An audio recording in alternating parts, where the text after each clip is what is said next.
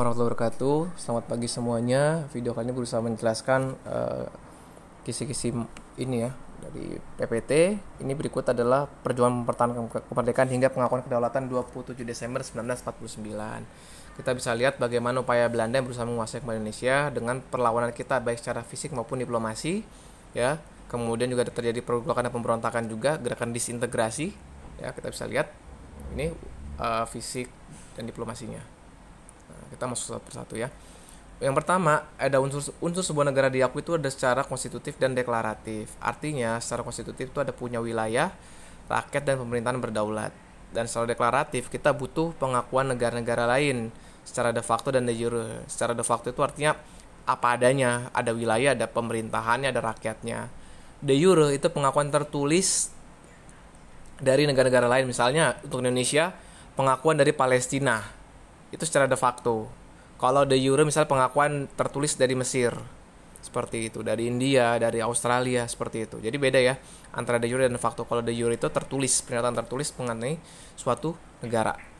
Dan kita sendiri pun baru diakui kedaulatan itu di tanggal 27 Desember 1949 oleh Belanda pada waktu KMB. Nah, ini kita bisa lihat ya alurnya ya. Ketika perundingan Linggarjati pertama, Belanda melanggar agresi militer pertama. Kemudian muncul KTN, Komisi 3 Negara, ya. Perundingan Renville selanjutnya. Ada agresi militer kedua, serangan umum 1 Maret. UNJI yang buat dari PBB, perundingan Romdoyan hingga Konferensi Inter-Indonesia menuju KMB. Ini alurnya ya. Jadi perundingan pertama Linggarjati, kedua Renville, ketiga Romdoyan, keempat ini secara inter-Indonesia, dan kelima itu KMB. Nah, jeda antara Linggarjati dan Renville itu ada agresi militer pertama. Jeda antara Renville dan Romdoyan ada agresi militer kedua dan serangan umum 1 Maret. Nah, semua ini punya dampak ya. Misalnya seperti itu. Jadi intinya di sini Belanda itu melakukan agresi militer kedua setelah melanggar perundingan Renville. Gitu. Nah, masing-masing itu ada isinya ya. Nah, misalnya Linggarjati. Di sini Belanda mengaku secara de facto mengaku wilayah Jawa, Sumatera dan Madura secara wilayah aja gitu. Secaranya itu punya Hindia Belanda. Seperti itu. Di sini Inggris sebagai penengah, Lord Killarney ini sebagai penengah. Dia mempertemukan antara delegasi Belanda dan Indonesia. Seperti itu. Ya, kita bisa lihat nama-nama mereka ya. Dengan hasil tadi secara de facto wilayah Jawa, Sumatera dan Madura. Nah, Belanda kemudian melanggar perundingan Linggarjati tadi dengan agresi militer pertama di 21 Juli 1947. Gitu. Di sini Belanda dapat kecaman, disuruh mundur ya. Khususnya dari India dan Australia itu bersimpati terhadap perjuangan bangsa Indonesia. Mereka tuh yang protes ke Dewan Keamanan PBB sebagai negara tetangga tentunya. Nah, akhirnya PBB turun tangan, bikin KTN ya dari Indonesia dengan perwakilan Australia, Belanda dengan Belgia, Amerika sebagai penengah. KTN. Nah, di sini KTN itu nanti mempersiapkan untuk perundingan Renville. Nah, Renville ini menariknya adalah dia tidak dilaksanakan di darat, tapi di atas kapal perang Amerika, karena kedua belah pihak sama-sama tidak mau berunding di wilayah masing-masing. Indonesia nggak mau di wilayah Belanda, Belanda juga nggak mau, seperti itu. Ya, di Renville tadi wilayah kita secara de facto makin sempit, makin kecilan Jawa Tengah, Jogja dan Sumatera, seperti itu. Ya, jadi kalau secara de facto tadi pernyataan berdasarkan kenyataan yang telah ada. Kalau pengakuan dari negara lain itu de jure. Gitu. Lokasinya ini di atas kapal perang Amerika di Tanjung Priok berlabuhnya. Nah, agresi militer kedua tadi ini Belanda menguasai Jogja ya sebagai ibu kota RI, menawan Presiden Soekarno, Wakil Presiden Hatta dan sejumlah menteri. Kemudian kita melakukan serangan umum 1 Maret. Seperti itu. Nah, ini petanya nih. Dampaknya adalah dunia mengakui eksistensi Indonesia. Karena pada waktu penyerangan selama 6 jam di Jogja itu, banyak wartawan asing yang meliput dan menyaksikan. Dan mereka melaporkan ke kantor mereka di seluruh dunia. Akibatnya Belanda mendapat kecaman dan tekanan khusus dari Amerika untuk segera menghentikan. Nah, ini dari serangan 1 Maret tadi nih. Akhirnya kita berhasil membuktikan kalau kita masih eksis, bahkan bisa menyerang Belanda gitu. Meskipun kita menguasai sekitar 6 jam, tapi itu cukup menjelaskan bahwa Indonesia itu masih ada. Nah, ini UNCI ya dari PBB supaya penghentian tembak menembak di Yogyakarta dan pengembalian para tawanan perang oleh Belanda tadi.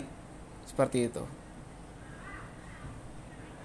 Nah, perundingan di Roemroyen ini ada Muhammad Rom dari kita Indonesia dan delegasi Belanda dipimpin Herman van Rooyen. Jadi Roemroyen ini nama mereka delegasinya. Kalau Renville tadi nama tempat nama kapalnya, Linggajati nama desanya, nama tempatnya. Seperti itu, ya. Kemudian, nah meskipun kita mau berunding di Roemroyen, Linggajati, Renville sampai KMB, tapi ada satu yang kita tolak, yaitu adalah upaya Belanda yang ingin berkuasa dengan berbagai cara. Nah, setelah Roemroyen tadi, kita konferensi inter-Indonesia nih antara negara RIS, RI dan negara-negara bagian lainnya. Mereka pengen satu suara untuk di KMB nanti. Seperti itu. Akhirnya nanti KMB kita bakal satu suara untuk menghadapi pemerintah Belanda. Nah, beberapa nih ya KMB ya di Belanda ya. Secara ini Belanda mengakui kedaulatan kita pada 27 Desember 1949 tadi di slide awal ya. Gitu. Dengan isi KMB-nya dan mengakui kedaulatan RIS pada akhir bulan Desember, masalah Irian Barat diselesaikan ditunda 1 tahun setelah pengakuan kedaulatan. Nah, ini poin kedua ini yang merupakan upaya Belanda untuk kembali berkuasa. Seperti itu. Yang ketiga, antara RIS dan Kerajaan Belanda akan diadakan hubungan Uni Indonesia Belanda yang setara yang dikuasai Ratu Belanda. Seperti itu. Pembentukan APRIS dengan TNI sebagai intinya. Nah, ini sekelumit perjalanan upaya diplomasi negara-negara kita dengan Belanda. Nah, kita masuk ke materi dampak perkembangan iptek ya. Di antara itu ada peralatan yang menggunakan listrik dan pemancar ya. Kita bisa tahu ada misalnya telepon, radio, telegraf, mungkin atau telegram ya. Sekarang udah jarang orang menggunakan alat telegram seperti itu. Gitu. Atau mungkin sekarang faksimil gitu, mesin fax gitu. Nah, ini sangat membantu untuk komunikasi manusia. Kita bisa lihat alurnya gitu kan, komunikasinya seperti apa. Nah, ini bagaimana manusia itu mulai eksis 35.000 tahun yang lalu, 35.000 tahun sebelum Masehi. Kemudian lukisan gambar di dinding gua, kemudian masuk masa tulisan. Di mana siapa penemu utama? Bangsa Sumeria yang menulis pertama kali di Tanah Liat. Ini ya, informasi itu sebelah kanan atas nomor 3, bangsa Sumeria.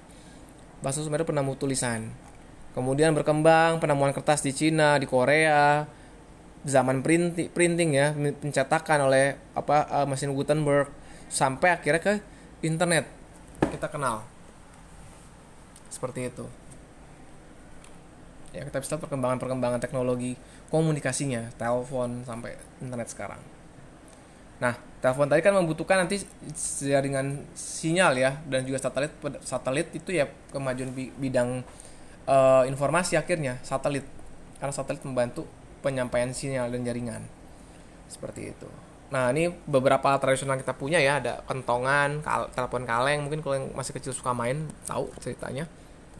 Ya, kita bisa lihat alat komunikasi zaman dulu dan zaman sekarang. Beda ini. Dulu menggunakan manual, sekarang menggunakan listrik, membutuhkan listrik dan jaringan. Nah, ini perkembangan komputer ya, kalian bisa lihat perkembangan komputer dan juga telepon. Bagaimana proses perkembangannya. Nah, banyak dampak negatif teknologi ya di bidang sosial budaya, misalnya di kalangan pelajar, merosotnya moral akibat konten pornografi hingga memicu pelecehan seksual. Terus gangguan pendengaran, sakit kepala, mata cepat lelah atau mata rusak karena sering bermain gadget atau sering mendengarkan musik terlalu keras. Nah, itu kan dampak kesehatan. Seperti itu. Dan bahkan internet pun juga dipakai untuk menyebarkan hal-hal bohong, hal keliru, hal-hal palsu supaya orang termakan informasi yang salah atau hoax ya tersebutnya. Seperti itu. Nah, ini selanjutnya perkembangan di bidang senjata. Ketidakунtungan itu digunakan untuk menyakiti orang, warga sipil ya, seperti yang terjadi di Gaza dan Palestina. Seperti itu ya, senjata digunakan untuk mengebom rumah sakit, tempat pengungsian, gereja, sekolah. Ini yang sangat berbahaya gitu. Bom ya. Bom itu yang benda yang menghasilkan daya ledak yang punya daya rusak yang sangat besar, yang berbahaya lah pokoknya. Nah, kita bisa lihat ini, dunia sempat ketakutan dengan bencana bom bencana perang nuklir. Nah, ini perkembangan alat transportasi. Kita bisa lihat dulu di kereta menggunakan hewan ya, tenaga hewan, kemudian manusia mengayuh sendiri, ditemukan mesin sederhana ya, mesin uap ya yang nanti menggunakan bahan bakar bensin, sampai sekarang mobil listrik ya, oleh mobil bahan bakar bensin, mobil listrik, sampai roket keluar angkasa juga ada. Seperti itu. Nah, dampaknya apa sih? Ternyata itu memicu global warming ya, efek rumah kaca seperti itu. Nah, ternyata kendaraan ini pencemari ini ya, udara gitu. Berisik juga, pencemaran suara, bikin suhu udara tambah panas, pemanasan global gitu. Jadi ini gambarnya kelihatan banget gitu. Nah, selanjutnya kita masuk terus juga tadi transportasi ya, menariknya juga kereta api juga pemerintah sudah mengupayakan beragam moda transportasi ya, dengan peningkatan teknologi dan juga kecepatan dan efisiensi waktu.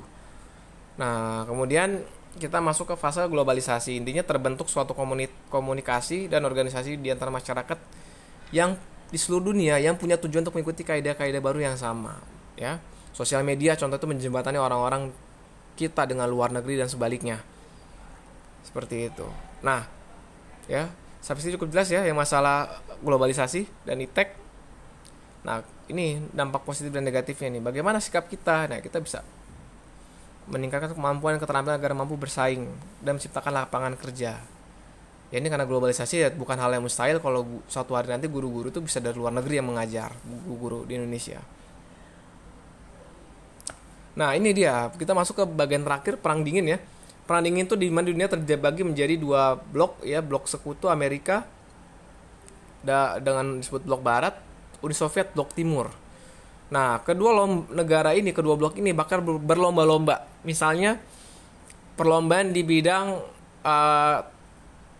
penjelajahan luar angkasa, Soviet yang mulai duluan dengan satelitnya. Nanti Amerika ngikutin, terus mereka saling bersaing di berbagai bidang, persenjataan, intelijen, ya. Intinya pada perang dingin ini dua blok muncul, yaitu blok barat dan blok timur. Blok barat dengan ideologi kapitalis dan liberalisnya, blok timur dengan sosialisme dan komunismenya. Nah, kita bisa lihat ya negara-negaranya nih. Nah, berikutnya mereka tuh punya aliansi fakta pertahanan, misalnya NATO.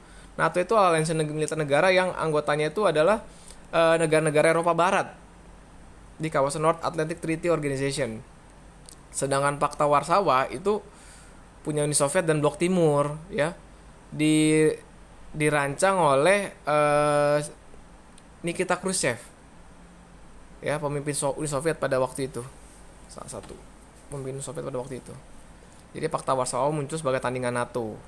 Jadi ketika Uni Soviet runtuh, terbanyak negara-negara baru merdeka, termasuk negara baru ya seperti Ukraina yang sekarang masih konflik lah, seperti itu. Nah, ini yang lagi hits, yang lagi hangat ya, masalah genosida yang dilakukan oleh Israel terhadap orang-orang di Gaza. Seperti itu. Ini karena tadi gitu. Ini faktornya banyak, bukan cuman ekonomi aja, bukan cuman faktor agama yang dianggap sebagai tanah suci bagi tiga agama Nasrani, Islam dan juga Yahudi. Tapi itu banyak hal. Gitu. Kita tidak bisa sesimpel itu, tapi yang jelas kita harus mendukung namanya kemanusiaan, berpihak pada mereka yang menjadi korban gitu. Dalam hal ini ya orang-orang Gaza yang diblokir akses airnya, listriknya, gasnya ya, hak hidup mereka yang dirampas dengan penyerangan secara brutal oleh Israel secara membabi buta gitu. Nah, Palestina ini suatu negara yang terletak di antara Laut Tengah dengan Sungai Jordan. Jadi itu tetanggaan sama Mesir lah gampangnya. Nah, ini antara kita Indonesia, Oki dan Palestina yang kemarin pertemuan di Arab ya, bahwa Indonesia ditunjuk sebagai negara untuk melobi Amerika dan Israel supaya perdamaian segera terwujud. Karena sudah lebih dari 1 bulan penyerangan dan pengepungan terus terjadi. Korban jiwa terus berjatuhan dari kalangan wanita dan anak-anak paling banyak.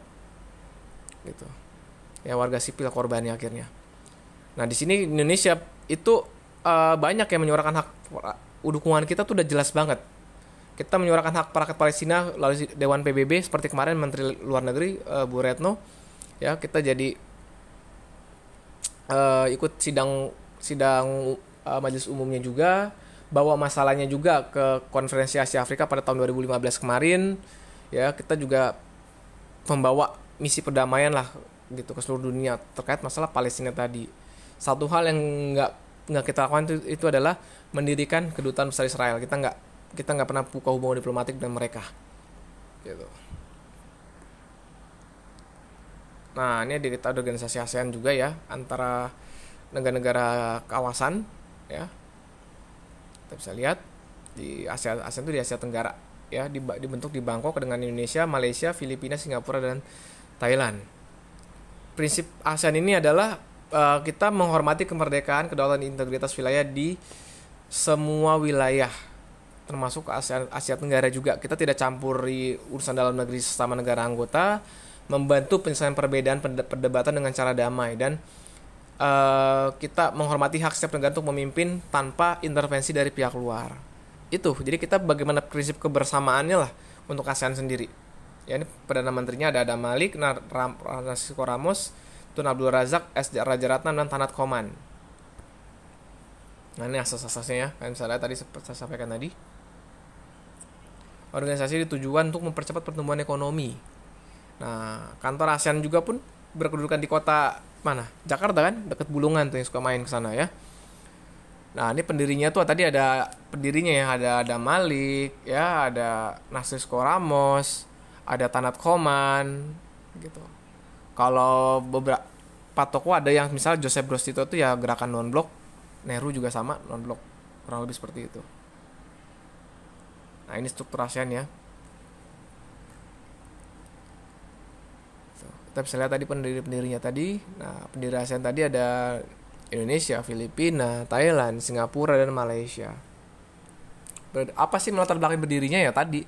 Persamaan letak geografis di kawasan Asia Tenggara. Jadi ini organisasi regional. Seperti itu. Ini sekretariat kita di Jakarta ya. Kurang lebih. Nah, ini nama-namanya. Konferensi tingkat KTT ASEAN. Nah, ini penyelenggaraannya di mana saja, kita bisa lihat ya, ini di berbagai wilayah. Nah, berikutnya ada konferensi Asia Afrika juga ya. Nah, ini pada waktu itu kita bawa dengan dipimpin oleh Perdana Menteri Alisa Suramijoyo, Myanmar, Sri Lanka, India, Pakistan, itu menciptakan KTT Asia Afrika 1955. Kita bisa lihat ini. Terus menghasilkan Dasar Sila Bandung ya, keputusan hasilnya gitu untuk kedukungan bagi kedamaian dan kerjasama di dunia. Mereka menyuarakan perdamaian untuk menghentikan segala macam bentuk perang. Nah, ini juga sama ya lanjutannya. Berikut ada GNB, Gerakan Non-Blok, Non-Aligned Movement. Nah, ini muncul digagas oleh Presiden Yugoslavia Joseph Broz Tito, ya, Presiden Soekarno, Gamal Abdel Nasser, Presiden Mesir, Jawaharlal Nehru, Perdana Menteri India, dan Kwame Nkrumah kalau nggak salah, Presiden Ghana. Jadi intinya mereka tidak ingin afiliasi dengan negara-negara adidaya peserta Perang Dingin, gitu. Ini tujuannya ya. Nah, ini asasnya ada bukan blok tersendiri dan tidak termasuk blok yang ada. Kita pengen jadi suatu kekuatan baru untuk perdamaian. Seperti itu, khususnya negara-negara berkembang. Nah, ini kita gerakan blok memegang prinsip perjuangan melawan imperialisme, kolonialisme, neokolonialisme, rasialisme, dan Zionisme. Nah, sekali lagi Zionisme itu bukan paham politik yang baik ya. Ini pertemuannya. Ada negaranya, ada di Beograd itu Yugoslavia, ada di Mesir, ada di Tanzania, ya, ada Aljazair, Kolombo. Yang enggak itu kalau nggak salah di Ghana, di Afrika itu enggak. Tujuannya tadi mendukung dekolonialisasi dan memegang teguh perlawanan melawan imperialisme ya, seperti itu, mengurangi ketegangan antar blok barat dan blok timur. Nah, selanjutnya ini bagian menjelang terakhir ya, ada negara utara dan negara selatan. Negara-negara utara itu negara-negara maju yang diletak belahan bumi utara. Ya, punya keunggulan di bidang SDM dan bidang kualitas SDM dan kemajuan iptek. Sedangkan negara selatan, negara-negara berkembang yang di wilayah bumi bagian selatan punya kuantitas kaya dengan sumber daya manusianya, jumlah ya, kaya dengan sumber alam, tapi kualitas ipteknya pun masih rendah. Nah, makanya diperlukan apa ya? Dialog gitu antar negara, dialog antara utara dan selatan. Nah, sekian dari saya, semoga bermanfaat. Kurang lebihnya mohon maaf. Wassalamualaikum warahmatullahi wabarakatuh.